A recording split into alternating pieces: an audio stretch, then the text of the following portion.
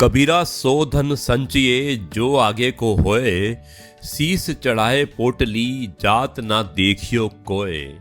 दोस्तों, कबीर जी कहते हैं कि उस धन का संचय करो जो भविष्य में अतार्थ इसी लोक में ही काम आए, क्योंकि मृत्यु के पश्चात सर पर धन की गठरी बांध कर ले जाते तो किसी को नहीं देखा है। यानी कि जो धन का इस्तेमाल करना है, जो बचत है, उसका इस्तेमाल आप अभी कर लीजिएगा। मृत्यु के बाद नहीं पता उस धन का क्या होगा। दोस्तों, सत्कर्म संचित करें। और यह है आपका अपना प्रिय आरजे आदि कश्यप मुंबईचा मानुस, और आपके लिए लेकर आया है आपका मन पसंद प्रोग्राम पॉजिटिव कर्मा। और आज है दिनांक 24 अक्टूबर, दिन है शनिवार, एपिसोड नंबर 168। आपका अपना प्रिय आरजे आदि मुंबईचा मानुस। दोस्तों, अब मैं सुनाता हूं आपको आज का विचार, और इसका शीर्षक है कर्म। हमारे कर्म काटने के लिए ही हमको दुख दिए जाते हैं। दुख का कारण तो हमारे अपने ही कर्म होते हैं, जिनको हमें भुगतना ही है। यदि दुख नहीं आएंगे तो कर्म कैसे कटेंगे। एक छोटे बच्चे को उसकी माता साबुन से मल मल के नहलाती है, जिससे बच्चा रोता है, परंतु उस माता को उसके रोने की कुछ भी परवाह नहीं होती। जब तक कि उसके शरीर का मैल दिखता है, तब तक उसी तरह से नहलाना जारी रखती है, और जब मैल निकल जाता है तब ही मलना और रगड़ना बंद करती है। वो उसका मैल निकालने के लिए ही उसे मलती रगड़ती है, कुछ द्वेष भाव से नहीं। माँ उसको दुख देने के अभिप्राय से नहीं रगड़ती, परंतु बच्चा इस बात को नहीं समझता है, इसीलिए बच्चा रोता है। इसी तरह हमको दुख देने से ईश्वर को कोई लाभ नहीं होता, परंतु हमारे पूर्व जन्मों के कर्म काटने के लिए, हमको पापों से बचाने के लिए और जगत का मिथ्यापन बताने के लिए ये ईश्वर हमको दुख देता है। अर्थात जब तक हमारे पाप नहीं धुल जाते, तब तक हमारे रोने चिल्लाने पर भी ईश्वर हमें नहीं छोड़ता। इसलिए दुख से निराश ना होकर हमें मालिक से, यानी कि ईश्वर अल्लाह या वाहेगुरु से मिलने के बारे में विचार करना चाहिए, और भजन सुमिरन उसका ध्यान रखना चाहिए। दोस्तों, यह है आपका अपना प्रिय आरजे आदि कश्यप आपका लिए लेकर आया है आपका मनपसंद प्रोग्राम पॉजिटिव कर्मा, और एपिसोड नंबर है 168। दिन है 24 अक्टूबर, शनिवार। दोस्तों, फकीरों की मौज का क्या कहना। साहब राज ए मुस्कुराहट पूछो तो बोलेंगे सब आपकी मेहरबानी है। जिस देश में शिक्षक छुप छुप कर पढ़ाए और छात्र छुप छुप कर पढ़े, और नेता खुलेआम भीड़ में चुनावी रैलियां करें, तो दोस्तों यह उस देश का दुर्भाग्य नहीं तो और क्या होगा।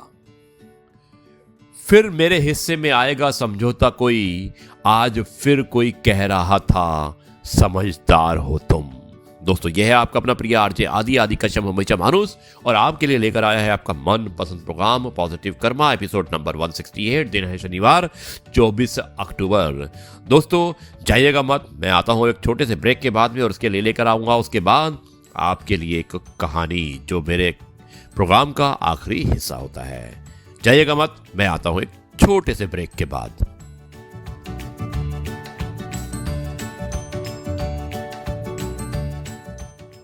जी दोस्तों, एक बार फिर आपका अपना प्रिय आरजे आदि कश्यप मुंबईचा मानुस, और आपके लिए लेकर आया है आपका मनपसंद programme positive karma, episode number है 168। दिन है शनिवार और 24 अक्टूबर।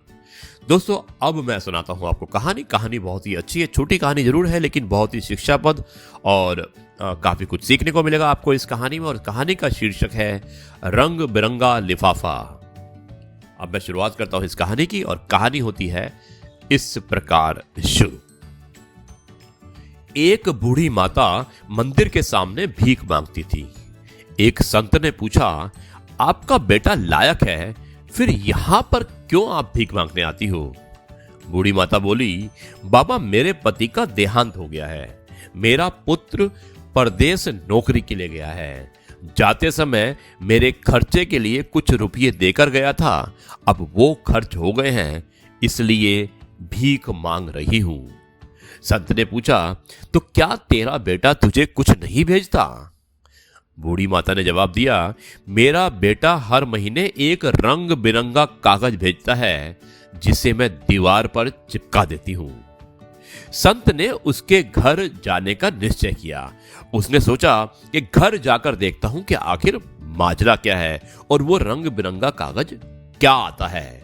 तो संत ने फैसला किया कि मैं अब इस बुढ़िया के घर जाता हूं। तो संत ने उसके घर जाकर देखा कि दीवार पर 60 बैंक ड्राफ्ट चिपकाकर रखे थे और प्रत्येक ड्राफ्ट 50,000 रुपए की राशि का था। पढ़ी लिखी ना होने के कारण वो नहीं जानती थी कि उसके पास कितनी संपत्ति है। संत ने उसे ड्राफ्ट का मूल्य समझाया। अब दोस्तों, हमारी स्थिति भी उस बूढ़ी माता की भांति ही है। हमारे पास धर्म ग्रंथ तो हैं, पर माथे से लगाकर अपने घर में सुसज्जित करके रखते हैं, जबकि हम उनका वास्तविक लाभ तभी उठा पाएंगे जब हम उनका अध्ययन, चिंतन, मनन करके उन्हें अपने जीवन में उतारेंगे। हम हमारे धर्म ग्रंथों की वैज्ञानिकता को समझेंगे, हमारे त्योहारों की वैज्ञानिकता को समझें और अनुसरण करें। दोस्तों, आपका दिमाग एक शक्तिशाली चीज है। जब आप इसे सकारात्मक अच्छे विचारों से भर देंगे तो आपका जीवन बदलना शुरू हो जाएगा। यह है आपका अपना प्रिय आरजे आदि कश्यप, मुंबई का मानुस, और आपके लिए लेकर आया है आपका मनपसंद प्रोग्राम पॉजिटिव कर्मा। और मुझे उम्मीद है कि आपको यह कहानी पसंद आई होगी। और अब मैं इस प्रोग्राम को खत्म करने की आपसे इजाजत चाहता हूं, और अब मैं आपसे कहता हूं कि कल मैं आपसे एक बार फिर मुलाकात करूंगा रविवार के दिन, यानी कि 25 अक्टूबर, और एपिसोड नंबर होगा 169, दिन होगा रविवार। और तब तक के लिए मैं आपसे कहता हूं नमस्कार, गुड बाय, वंदे मातरम, भारत माता की जय, जय माता दी, धन्यवाद।